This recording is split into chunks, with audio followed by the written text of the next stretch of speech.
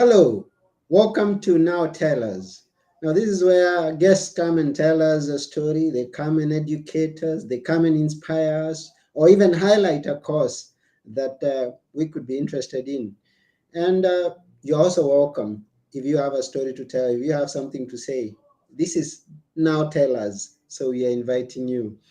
And we thank each and every one of you who's been watching us and those who continue to share our shows, those who keep on giving us feedback. We really thank you.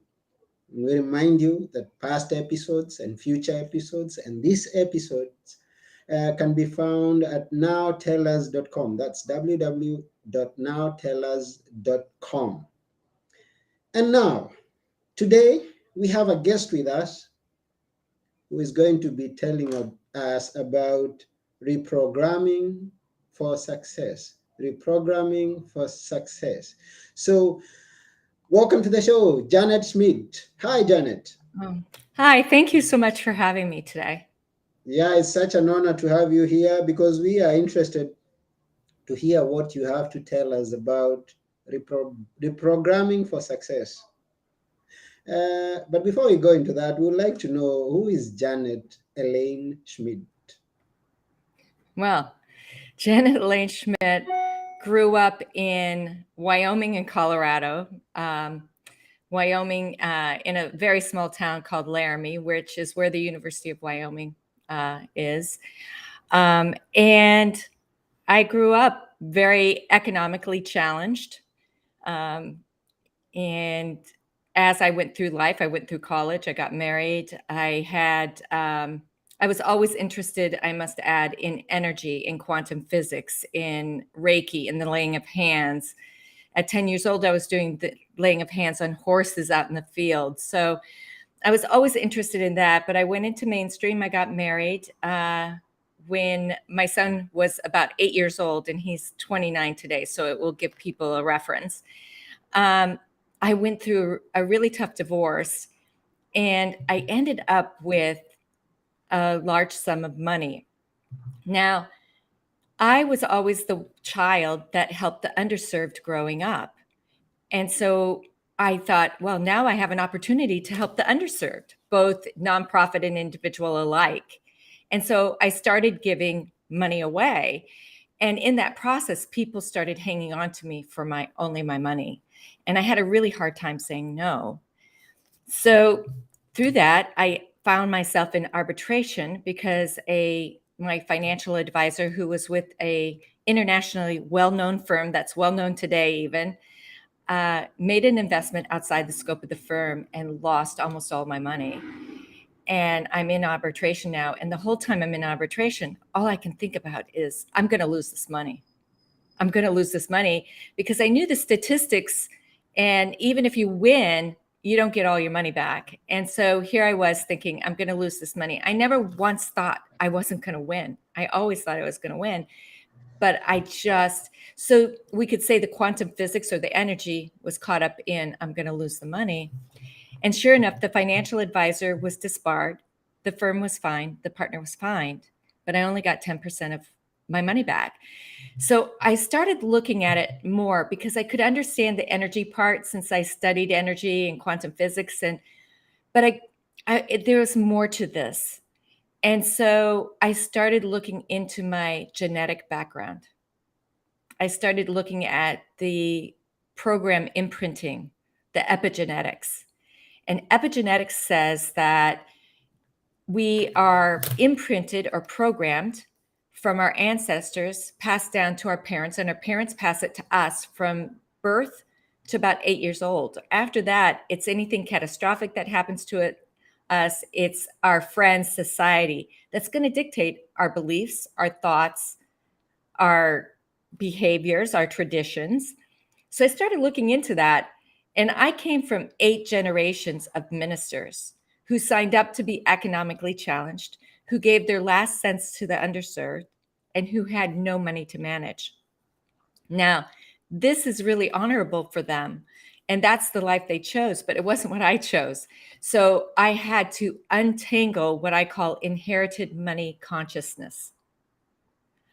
Because even with the consciousness, I because of where my family, my ancestors came from, I had this imprint of only a certain amount was a lot of money. If it was over that, you lose it. So an example of that is if you think $50 is a lot of money and you ask for 100, well, most likely you're going to lose the extra 50 and be left with the 50 because that's where your money consciousness is. That's just where Mm, you're at. So I mm, realized that I had to untangle that. And when I started untangling that, I just started going down a rabbit hole because I had to look at my whole life. I had to look at abandonment issues. I had to look at lack issues, self-esteem issues. I just went all the way down it. And I figured out the 4 techniques that can move out an old belief and bring in the new belief by bringing in your left cortex and your right cortex into a whole brain state. So it's mm, like bringing your subconscious and conscious mind into an agreement. mm. And I started reprogramming myself, and that's how Reprogram for Success was born. Okay, that's wonderful. That's a good intro. And going back to where you just began, I know that all over the world, people could define differently what you termed as economically challenged. Mm-hmm. Now, on where you came from, what does that entail? What's the extent that you say, even Oh, during this? what is economically challenged? Economically challenged is that the meat that you eat, your parents went out and shot. That's Uh-huh. economically challenged. My Mm-hmm. parents, my mom actually was a better shot than my father. And it was not uncommon for me to come home and see a deer hanging upside down and my mom, taking care of it. And Mm-hmm. that is the meat that we ate or the charity of the congregation. Um, and it wasn't Oh. until and it wasn't until I got much older that my parents were more financially probably middle class. Mm-hmm. It wasn't until they moved um, for just 4 years, and when they did that, they were more set. But by that time, I believe I was in high school. Okay, thank you very much. Now, you say you come out from a line of ministers, and then you Hmm. moved into your areas that you've just explained. And what triggered that? Was it did this realization came to you that you said, "Now this is a line that I want to pursue"? Well, Different from my ancestors, or uh, was it the limiting um, life that you identified from your ancestors, or what really triggered that? what triggered it was I had to look at how they handled money. And Okay. that's what it really took me down because I had a mother who used to say, even a couple years ago, she said to me, "The Bible, I just want enough. The Bible says, too much is given, much is expected." And I would say to her back, "Yes, and the Bible also says, too much, much more is given, much, much more is expected." And I said, "I'm willing to belly up to the much, much more because I know I can give much, much more." Mm-hmm. So it's really a mindset, and it's really how our subconscious and conscious mind decide, because that's going to decide your reality. Quantum physics and epigenetics decide your reality. And so Okay. you can change it anytime you want. But Mm-hmm.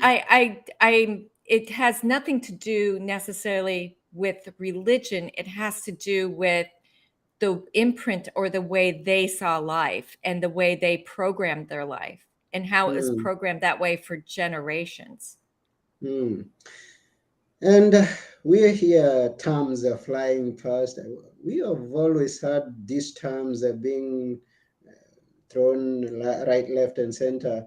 But some of us need a layman's explanation of the terms. Let's start with quantum physics. What's quantum physics in a layman's language? Quantum physics says everything's energy.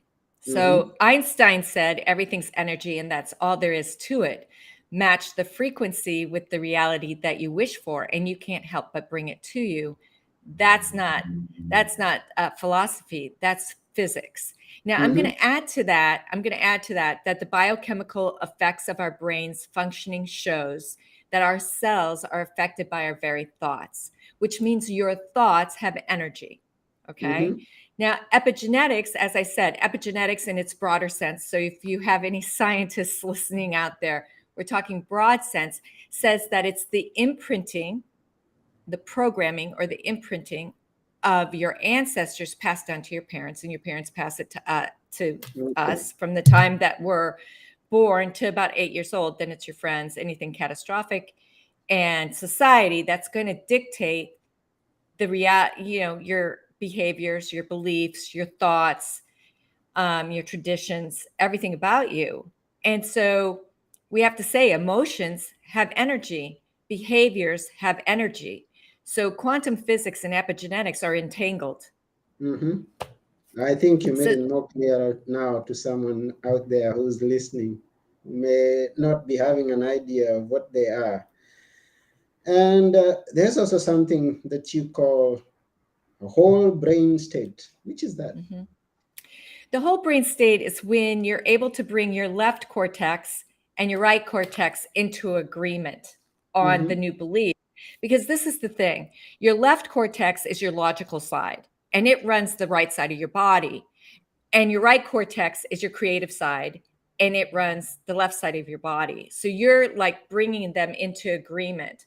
It's Mm-hmm. kind of like when we have trauma, when you actually go through trauma, the reason why most people have a hard time healing it is because it's held fragmented in our mind, in our brain. Mm-hmm. Mm-hmm. And so the left side of you, the logical side, argues with the right side of how to heal it, and that's why there's a hard time healing it. Mm-hmm. There's a technique, one of the techniques that I do use for trauma, phobias, that sort of thing, is called eye movement integration, or EMI. Some people might know it as EMDR.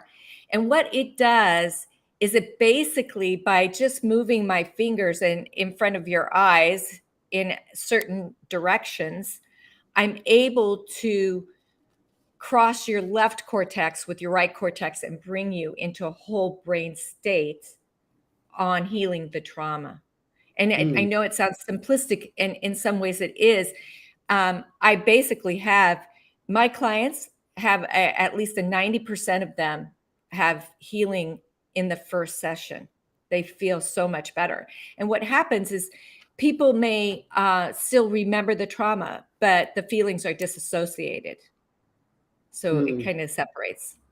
And Mm. so once you do that, the healing can start. It's called the inner healer. Interesting. And now, since you've touched on the technique, maybe we can know about the other three, because you say you have four Yeah. techniques used for Yeah. reprogramming for success. So, what are the other three? And tell us all about them, Well, please. the first one is neurolinguistic programming. So neuro is about the brain and the state of your mind. Linguistics is how we communicate, both verbally and non-verbally. And then there's the programming, right? Mm-hmm. So most people don't understand that when we communicate, only 7% is our language, is our words. 93% is your body language, is the inflection of your voice, is how your head moves, how your hands move. And I can give people a great example of this. If I asked you to help me, set up something, and you kind of said yes, but you didn't really want to, and your body looks like a deer caught in the headlights, and your eyes are just like, no, you know, you're telling me, your whole body, 93% of you is telling me, no, I don't want to do that. And so Mm-hmm. if people really watched how they communicated and how others communicate with them, they could expand their emotional intelligence, exponentially. Now, neurolinguistic programming, I use what's called a timeline. And we all have timelines. If I asked you right now to think of something that happened with you when you were 10, if I asked Mm-hmm. everybody listening, think of something that happened with you at 10. Now, think that there's a timeline on either side of you or front and behind. Where does it show up? It's going to show up on either in front or back sides. It's going to show up. So I take you down your timeline to, let's say it's abandonment. I'll take you down your timeline until we see the first spot of where you felt abandonment in your life. And so then we will remove it and put safety, secure, and confidence in its place, and love. And I am loved. And we will put that in its place and move it out. And then what I usually do if I'm using neolinguistic programming is I'll bring in psyche at the end. Psyche is something that I always use at the end, and I will touch on that in a minute. But I'll move that out. There are also emotional resilience tools that I give my clients that are from neurolinguistic programming that can reset your emotions literally in 90 seconds. So it's something that if you want to try right now, I can do with you, and I can do with your listeners if they want to do it. It's 90 seconds. But well, no, if you want to try it, I can do it right now, or we can do it at the end. But it resets your emotions in 90 seconds. It's something the samurais used to do prior to going into battle. But I give that to a lot of my executive clients. They love that because they have so much going on in their minds that they need to just kind of bring it down and center. So I'll use that. There's also the mental emotional picture, or the swish method, which I also take my clients through, which is really good if you have a situation that's bothering you. We can turn it from a negative to a positive. And so this is a process that I use. The next technique is called theta healing.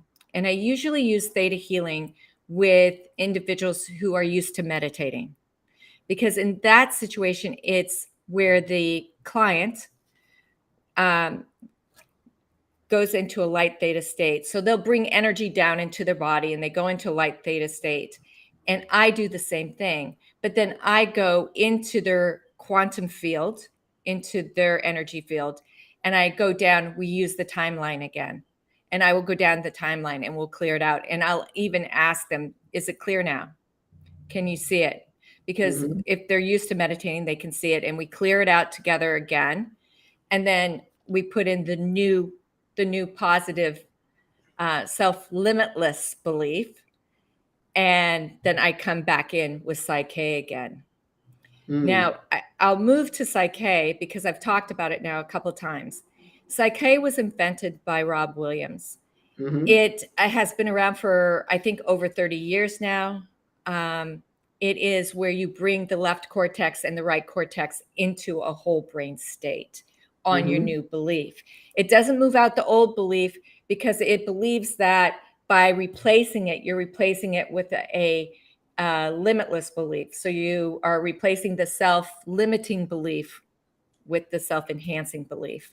And if anybody knows who Dr. Bruce Lipton is, he wrote The Biology of Belief. It was a bestseller. It was, I think it's 20 years old. He, in the back of the book, attributes the reason why he finished writing it was because of psyche. And that's why he has great relationships today. He goes further to say that psyche is the most effective, efficient way to change a self-limiting belief into a self-enhancing belief. And so I always, even though I move out the old belief with the other techniques and even place a new belief in there, I always double clamp it down with psyche. So I always come behind with the psyche. Some deep learning that someone has to go through to understand all those techniques. Yeah. So the question comes in, and because we are talking of reprogramming for success, is your belief or your experience that somebody can be successful in all areas of their life, and how? Absolutely, I do. I believe you can be successful in every area of your life, but it's going to take you to be the student of your life. It's going to take you to go down the rabbit hole. It's going to take you to look at abandonment issues. That Okay. abandonment issues was a really hard one. I actually went through it, and it was really hard for me to recognize. It was really hard for me to understand, and how abandonment issues, even from a child, can affect you in present day. Mm-hmm. And so it really at times can be painful, but in the end, I mean, why wouldn't you want to take a self-limiting belief and make it self-limitless or self-enhancing? Yeah, take a limiting belief and make it self-enhancing. That's Mm-hmm. good to hear. So it's wonderful. We thank you for sharing all that you've shared with us. And I believe those who are listening and would want to know much more would get to connect with you and learn more. And That would be fantastic. how would people find you? You can find me at janetelaine.schmidt.com. Okay, I'm that's also on LinkedIn too. www.janetelaine.smith.com. It's there, Yes. so you can connect with Elaine and get to know much more of this reprogramming for success using the 4 techniques that she teaches. So it's such an honor that you chose to be on Now Tell Us. Or those who are listening, we thank you for listening. Those who get to listen after we are through, we also thank you. And we ask you to keep on giving us feedback. We appreciate your feedback. Any feedback is welcome here at Now Tell Us. And we are almost coming to the end of this show. But before we go, we would like Janet to leave us with a few words that we should always remember. Well, there's a couple. One is that success in every area of your life is obtainable and it's real. Mm-hmm. And the other one is, and it's a quote from someone else, isn't it wonderful? Something marvelous is happening to me right now. If you said that every time you had a negative thought, I'm telling you, you'd wipe out every single negative thought you ever had. Hmm. Isn't it wonderful that something good is happening to me right now? Let me imagine that. Hey, you who is watching, who's listening, imagine that. Isn't it good that something is? I mean, the words that you speak, the thoughts that you encourage or entertain in your mind, they affect your Mhm. life. I'm in Mhm. agreement on that note that what it is that you think, what it is that you confess, what it is that you believe will Yes. affect your life every single day and is going to Mhm. be determinant of your future. So Yes. always engage positive thoughts, always look forward to a better tomorrow, expect a better tomorrow, and it's going to happen in your life. Mhm. And those could be my words for today as we come to the end of this show. We thank you yet again, Janet. Thank you very much. And Thank you for having me. yes, and that's about it for now. So until next time, go to nowtellus.com and do whatever it is that we talked about. And I've been your host, Anthony Morore. And together with Janet, we are saying bye for now.